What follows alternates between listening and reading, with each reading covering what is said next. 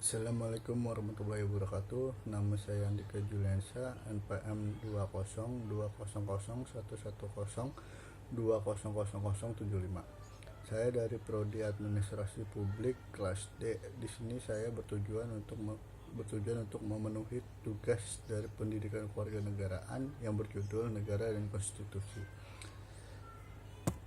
Selanjutnya, saya akan menjelaskan pengertian negara.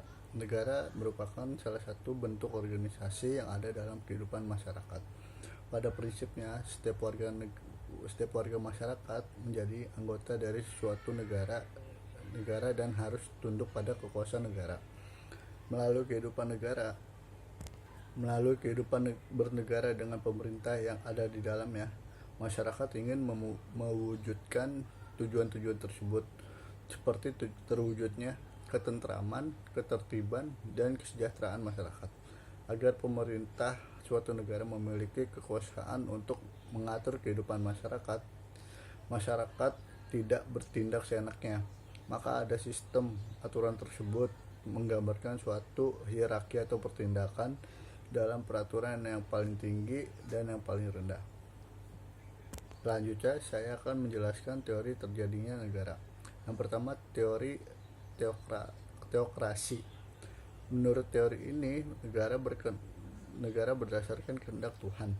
Paham ini muncul bahwa keyakinan keagamaan bahwa Tuhanlah Maha Pencipta langit dan bumi, pemegang kekuasaan tertinggi. Tiada kekuasaan di dunia ini yang berasal dari Tuhan, termasuk negara. Penganut teori ini Thomas Aquinas, Augustinus, F. Gestal, dan Hegel. Yang kedua, ada teori organik. Teori ini pertama kali diperkenalkan oleh tinggal di wilayah geografi saja. Tapi negara harus ada ikatan yang muncul, yaitu keadilan. Negara muncul karena ada kebutuhan yang sangat banyak dan beragam. Yang ketiga, teori perjanjian. Teori perjanjian masyarakat memandang terjadinya suatu negara karena adanya perjanjian masyarakat. Yang keempat, teori kekuasaan. Menurut teori kekuasaan, siapa yang berkemampuan, yang memiliki kekuasaan atau berhasil mencapai kekuasaan selayaknya memegang pucuk pemerintahan.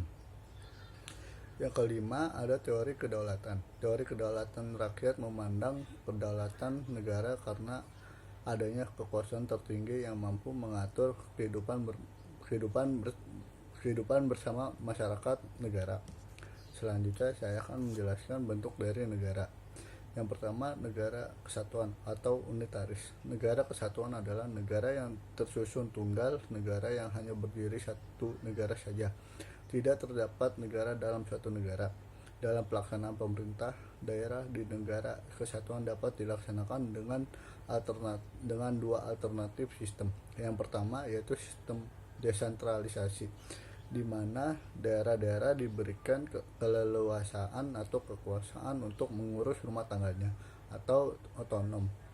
Yang kedua, ada sistem sentralisasi, di mana segala urusan dalam negara tersebut langsung diurus oleh pemerintah pusat, termasuk segala hal yang menyangkut pemerintahan dan kekuasaan di daerah. Yang kedua, negara serikat atau federasi. Negara serikat adalah negara yang merupakan gabungan dari beberapa, kemudian menjadi negara-negara bagian daripada suatu negara serikat. Berdasarkan berbagai teori terjadinya negara, kedaulatan negara, serta bentuk dan tujuan negara, maka negara Indonesia yang diproklamasikan tanggal 17 Agustus 1945 dapat dijelaskan secara teoritis sebagai berikut. Yang pertama, lahiran negara Indonesia. Indonesia merdeka tanggal 17 Agustus 1945 dalam proklamasi kemerdekaan Indonesia yang melahirkan Negara Kesatuan Republik Indonesia. Negara Kesatuan Republik Indonesia bukanlah merupakan tujuan akhir perjuangan bangsa Indonesia, melainkan merupakan alat untuk melanjutkan perjuangan bangsa Indonesia mencapai cita-cita membentuk masyarakat adil makmur, aman sentosa, berlandaskan Pancasila. Meskipun ditinjau berdasarkan unsur-unsur yang membentuk negara, hampir semua negara memiliki kesamaan, namun ditinjau dari segi tumbuh dan terbentuknya negara serta susunan negara. Setiap negara di dunia ini memiliki spesifikasi serta ciri khas masing-masing. Demikianlah pula negara-negara lain di dunia tumbuh dan berkembang dengan ciri khas dan sejarahnya masing-masing. Demikian pula bangsa dan negara Indonesia tumbuh dan berkembang dengan dilatar belakangi oleh kekuasaan penindasan bangsa asing seperti penjajahan Belanda serta Jepang. Oleh karena itu bangsa Indonesia tumbuh dan berkembang penderitaan di bawah penjajahan bangsa asing serta berjuang merebut kemerdekaan. Selain itu, yang sangat khas bagi bangsa Indonesia adalah unsur-unsur etnis yang membentuk bangsa itu sangat beragam, baik latar belakang budaya seperti bahasa, adat, kebiasaan, serta nilai-nilai yang dimilikinya. Oleh karena itu, terbentuknya bangsa dan negara Indonesia melalui suatu proses yang cukup panjang. Sejak masa sebelum bangsa asing menjajah Indonesia seperti pada masa kejayaan kerajaan Kutai, Sriwijaya, Majapahit, dan kerajaan-kerajaan lainnya. Kemudian datanglah bangsa asing ke Indonesia. Maka bangsa Indonesia saat itu bertekad untuk membentuk suatu persekutuan hidup yang disebut bangsa. Sebagai unsur pokok negara melalui Sumpah Pemuda 28 Oktober 1928, isi sumpah itu merupakan suatu tekad untuk mewujudkan unsur-unsur negara, yaitu satu nusa atau wilayah negara, satu bangsa atau rakyat, dan satu bahasa sebagai bahasa perangkat. Selanjutnya saya akan menjelaskan tujuan dan fungsi negara. Yang pertama, fungsi negara.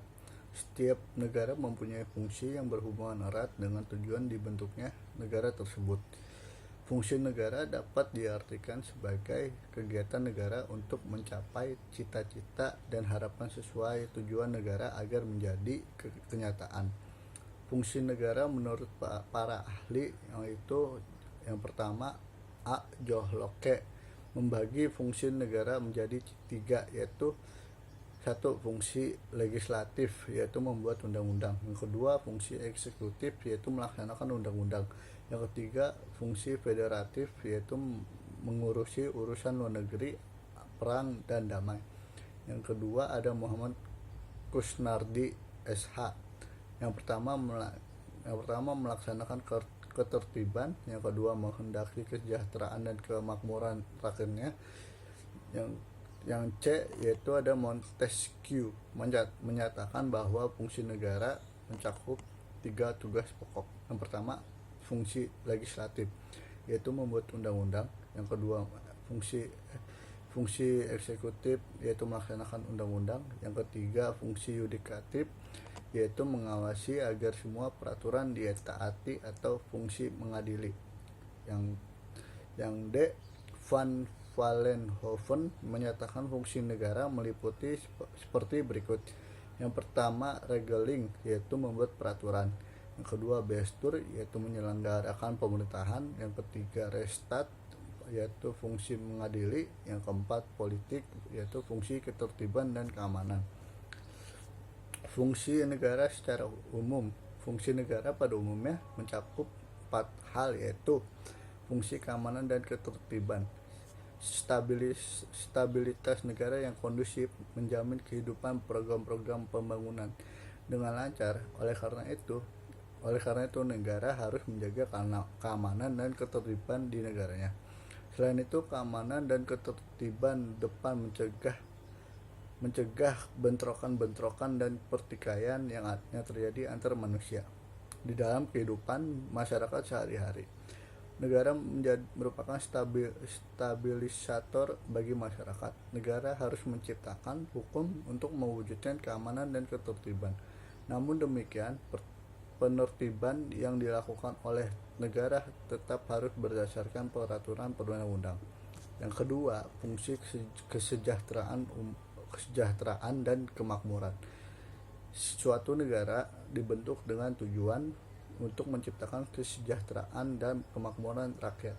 Oleh karena itu, negara berfungsi untuk berusaha sebaik-baiknya menciptakan kesejahteraan dan kemakmuran rakyat. Usaha tersebut antara lain dengan pembangunan di segala bidang dan menciptakan sistem ekonomi demi tercapainya kesejahteraan dan kemakmuran, namun bukan berarti pembangunan menjadi tanggung jawab negara sepenuhnya, tetapi juga diperlukan dukungan dari rakyat. Yang ketiga ada fungsi pertahanan. Fungsi pertahanan negara sangat penting bagi kelangsungan hidup bangsa dan negara. Pertahanan negara akan menentukan bertahan atau tidaknya sebuah bangsa dan negara. Fungsi ketahanan negara berkaitan dengan pertahanan dari serangan negara lain. Oleh karena itu, diperlukan pengadaan alat pertahanan negara serta personil keamanan yang terlatih dan tangguh. Yang keempat, fungsi keadilan. Fungsi negara yang terakhir adalah keadilan. Keadilan bagi setiap warga negara harus ditegakkan tanpa membeda-bedakan. Oleh karena itu, dibentuklah badan-badan peradilan negara yang harus terjamin keadilan setiap warga negara. Usaha yang dapat dilakukan antara lain memberikan keputusan yang adil dalam hukum. Jika keadilan tidak ditegakkan, akan muncul gejolak dalam masyarakat yang justru akan mengganggu keamanan negara. Sebaiknya jika keadilan ditegakkan akan muncul kehidupan masyarakat yang dinamis dan harmonis. Selanjutnya saya akan menjelaskan dari pengertian dari konstitusi. Konstitusi adalah hal yang paling fundamental yang mengatur jalannya sebuah pemerintahan. Selain itu, konstitusi juga mengatur tugas dan atau pembagian wewenang kekuasaan di antara legislatif, eksekutif, dan yudikatif. Indonesia memiliki konstitusi yaitu Undang-Undang Dasar tahun 1945. Maka Undang-Undang 1945 inilah yang menjadi landasan atau acuan dalam menjalankan kegiatan pemerintahan. Selanjutnya saya akan menjelaskan perubahan konstitusi atau amandemen. Setelah melalui perjuangan yang panjang, akhirnya Indonesia dapat meraih kemerdekaannya. Seiring dengan perkembangannya, bangsa Indonesia semakin gencar dalam mengukuhkan soal birokrasi dan tentang konstitusi. Betapapun sempurnanya sebuah konstitusi, pada suatu saat tertentu konstitusi tersebut bisa ketinggalan zaman atau tidak lagi sesuai dengan dinamika dan perkembangan masyarakat.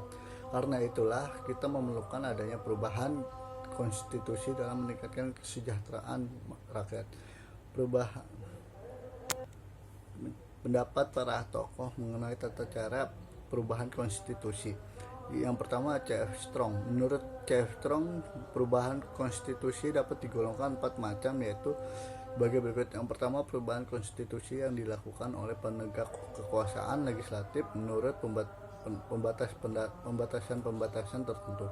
Yang kedua, perubahan konstitusi oleh rakyat melalui referendum. Yang ketiga, perubahan konstitusi yang dilakukan oleh sejumlah negara bagian. Ini berlaku di negara serikat. Yang keempat, perubahan konstitusi yang dilakukan oleh suatu lembaga negara khusus yang dibentuk hanya untuk keperluan perubahan atau konstituente. Yang kedua ada K.C. Ware. Menurut K.C. Ware, perubahan konstitusi dapat terjadi dengan berbagai cara, yaitu yang pertama perubahan resmi, yang kedua perubahan hakim, yang ketiga kebiasaan ketatanegaraan atau konferensi.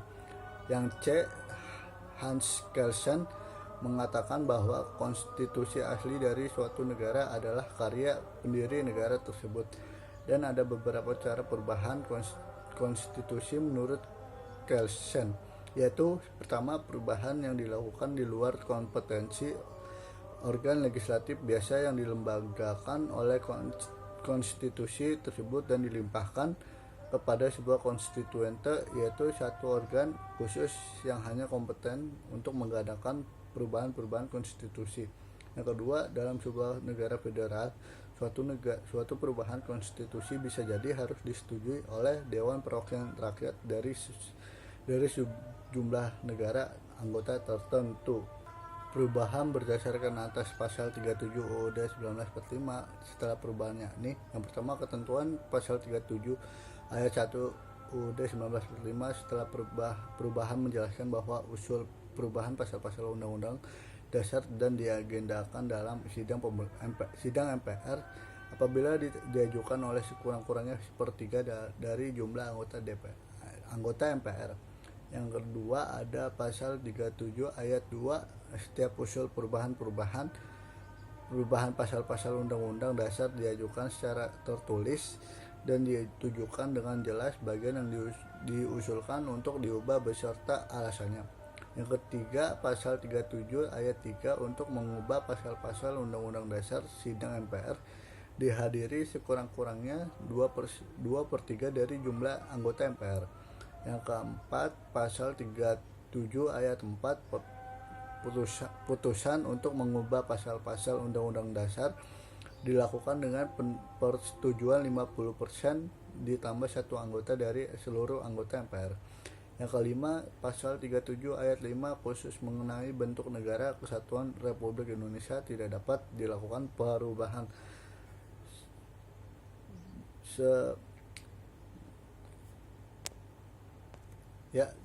Segitu saja penjelasan dari saya tentang negara dan konstitusi. Saya Andika Juliansyah. Wassalamualaikum warahmatullahi wabarakatuh.